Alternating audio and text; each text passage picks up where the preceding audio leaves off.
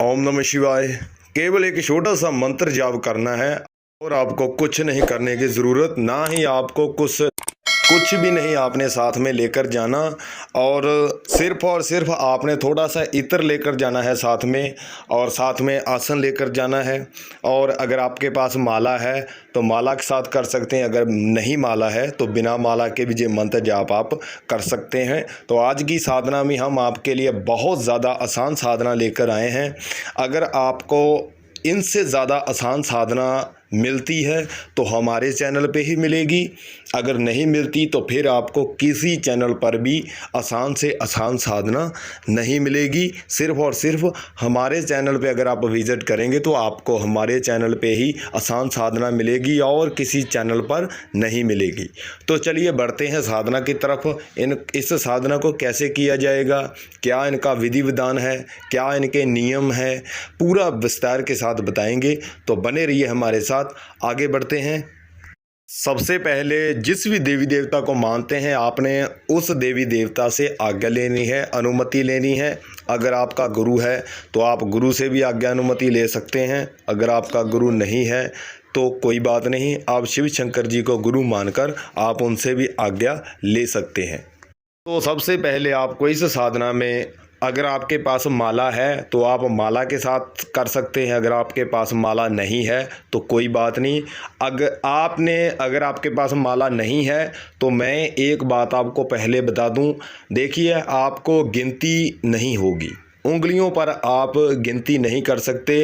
तो अगर आप नीचे लिख कर गिनती करेंगे तो फिर आपका जो ध्यान है वो साधना के बीच नहीं लगेगा।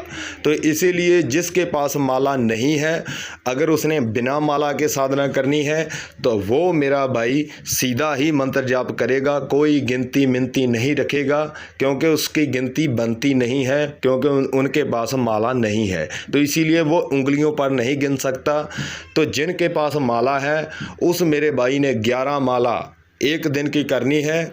और सिर्फ मात्र और मात्र हमारी ये साधना है 7 दिन की साधना होने वाली है, ज़्यादा दिन की साधना नहीं है, 7 दिन की साधना है। लेकिन अगर माला वाली बात है, अगर जिसने माला के साथ करना है उनको 11 माला करनी पड़ेगी।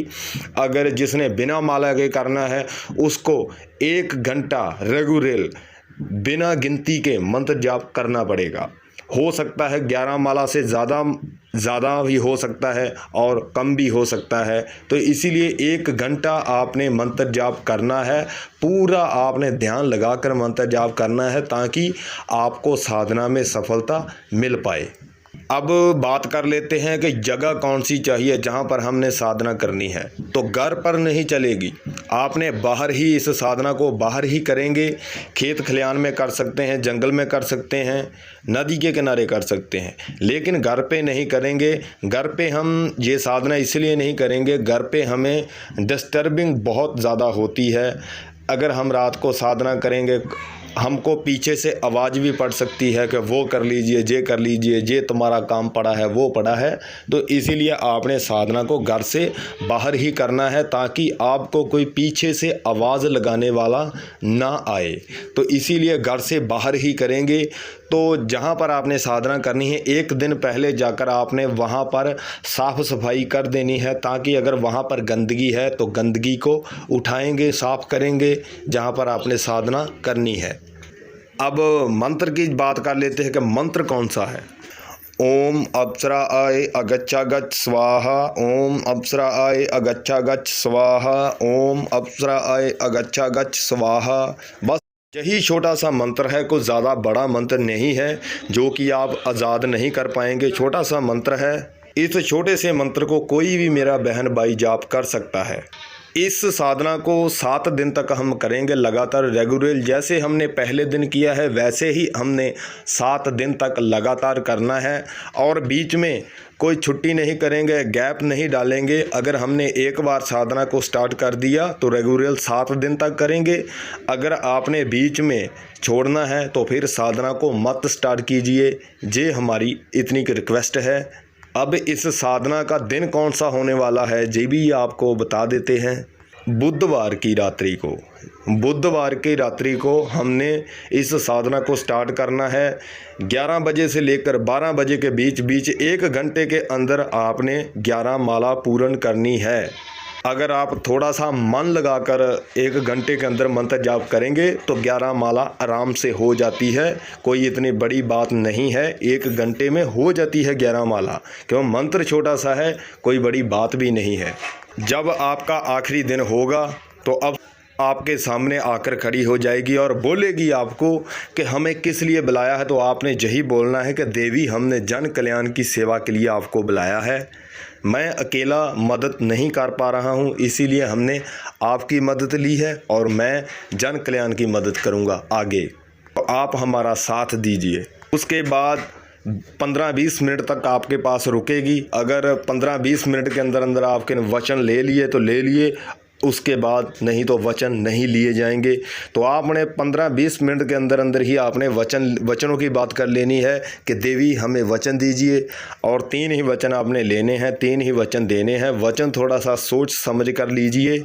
उसके बाद आपने ये भी पूछ लेना है कि देवी, मुझे जब भी ज़रूरत पड़े तो मैं आपको कैसे बुलाऊं, तो वो आपको बता कर जाएगी, जहाँ कुछ ना कुछ देकर जाएगी। अब नियम की बात कर लेते हैं कि नियम कौन कौन सा लागू होता है। मीट, मछली, अंडा आपने बिल्कुल नहीं खाना, और दारू पीकर साधना पर बिल्कुल नहीं बैठना, ये हमारी तरफ से सख्त मनाही है। और जब आप आसन लेकर बैठेंगे तो आप किस तरफ भी बैठ सकते हैं, चारों तरफ आपकी दिशा ही है, किसी भी दिशा की तरफ मुख करके बैठ सकते हैं, इनसे कोई लेना देना नहीं है।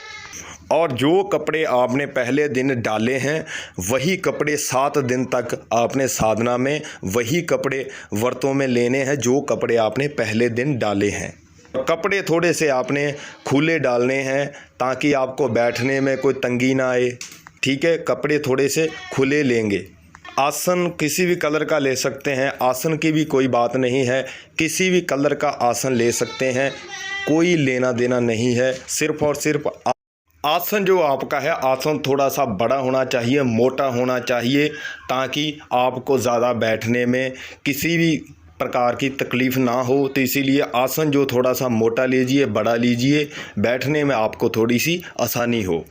अगर किसी भी मेरे भाई को किसी बात का नहीं पता चला तो वो हमें कमेंट सेक्शन में मैसेज करके पूछ सकता है। हमारे भाई कुछ ऐसे भी है भाई, साधक भाई, जो वीडियो को देख लेते हैं लेकिन लाइक नहीं करते। तो प्लीज़ मेरे भाई साधक भाई लाइक कर दीजिए। लाइक करने से हमें बहुत ज़्यादा सपोर्ट मिलता है, तो इसीलिए हम आपसे लाइक मांगते रहते हैं। तो प्लीज़ मेरे भाई लाइक कर दीजिए। लाइक, शेयर, सब्सक्राइब करना मत भूलिए, बाद में आप भूल जाते हो, तो प्लीज़ अभी कीजिए। अब हमें इजाज़त दीजिए। ओम नमः शिवाय, वंदे मातरम।